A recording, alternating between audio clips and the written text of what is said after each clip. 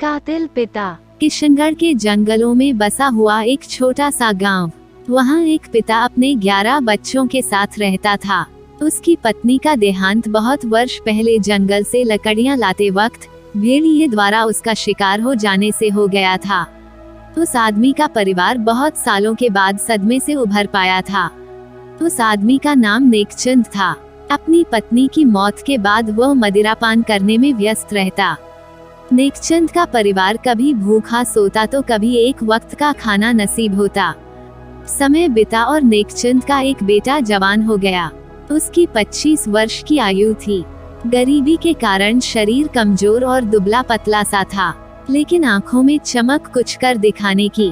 नेकचंद का बेटा जान हथेली पर रखकर भेड़ियों के खौफ के बीच अपने परिवार के लिए भोजन के लिए लकड़ियां लाता। धीरे धीरे लकड़ियों को लेकर बाजार जाता और उन्हें बेचकर पैसे लाता। जब वह बाजार जाता, रास्ते में एक कुआं पड़ता। वह कुएं के पास पानी पीता और विशाल बरगद के पेड़ के नीचे आराम करता। वहां एक सुंदर लड़की पानी भरने आती थी। वो लड़की उसे अपनी मटकी से पानी पिलाती।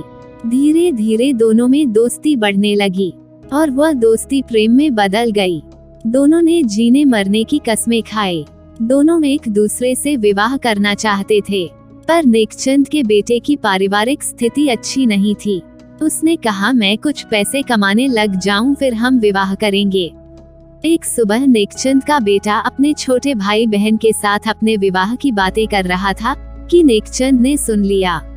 अगली सुबह जब नेकचंद का बेटा बाजार गया, तब नेकचंद ने उसका पीछा किया और उनको देखा। सुंदर लड़की, चमकीली आंखें, गोरा बदन, पतली कमर ने नेकचंद का दिल मोह लिया। नेकचंद के मन में दुष्विचार आने लगे। वह अपनी उम्र की मर्यादा भूल गया और उसके मन में उस लड़की को पाने का जुनून छा गया। वह किसी भी हालत में उस लड़की को पाना चाहता था, लेकिन बीच में उसका लड़का बाधा बन रहा था। वह अपने पिता होने की मर्यादा भी भूल गया और उसने अपने बेटे को रास्ते से हटाने का फैसला कर लिया। और अगली सुबह ही वह अपने बेटे से पहले ही कुएं के पास जाकर छुपकर बैठ गया। और जब उसका लड़का वहां आया तो उसने अपने बेटे को कुएं में धकेल दिया और उसका लड़का डूबकर मर गया। कुछ देर बाद वह लड़की वहां पानी भरने आती है और जब वह कुएं के पास जाती है तो देखती है कि उसमें कोई आदमी डूबा हुआ है।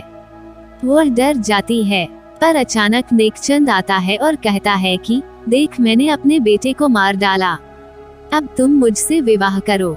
लड़की डर के चिल्लाने लगती है और वहाँ बहुत सारे लोग आ जाते हैं। वह रोते हुए कहती है कि इसने अपने बेटे को कुएं में धकेल दिया और अब मेरे साथ जबरदस्ती करने की कोशिश कर रहा है। लोगों को गुस्सा आता है और वह नेकचंद को कुएं में धकेल देते हैं और नेकचंद मर जाता है और वह लड़की रोते रोते अपने घर चली जाती है। वो लड़की आज भी उस कुएं में पानी भरने आती है और अपने प्यार को याद करती है। एक काल पिता जिसने अपने ही बेटे को अपने हवस के कारण मार डाला।